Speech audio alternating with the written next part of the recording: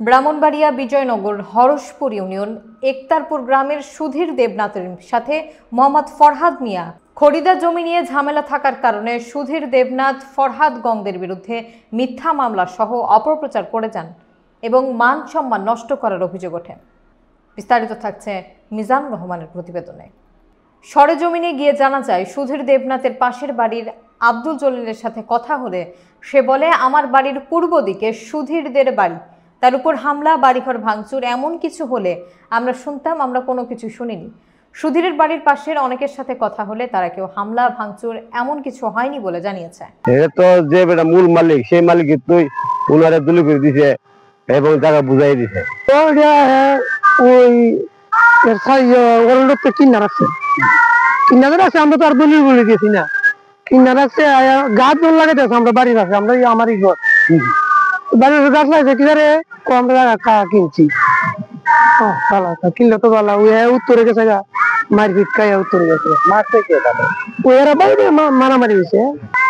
সত্য বলতে আমরা তো মারামারি ডাহাতি লোক আমরা শুনতাম। আমরা একদিন সবার ঘরে ঘরে একটা পুলিশ অনুষ্ঠান নিয়েছে, মানে আমরা শুনছি না কিছু।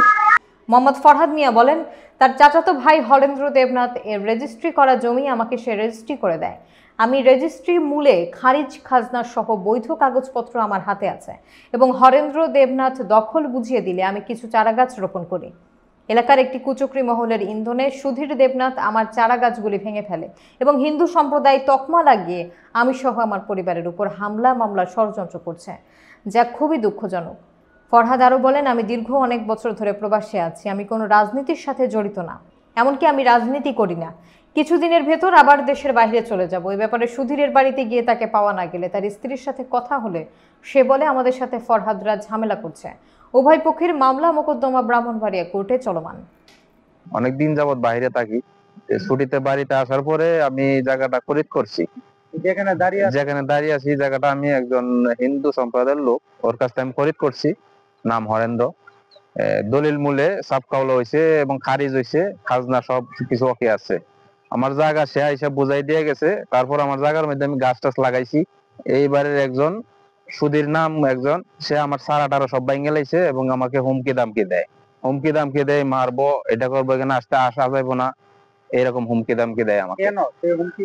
হুমকি দামকি দেয়, ওর জায়গা লাগবে, ওর জায়গা বলে নিয়ে যাইবো, ওর চাচাতো ভাইয়ের জায়গা ও দূরে নিয়ে যাইবো।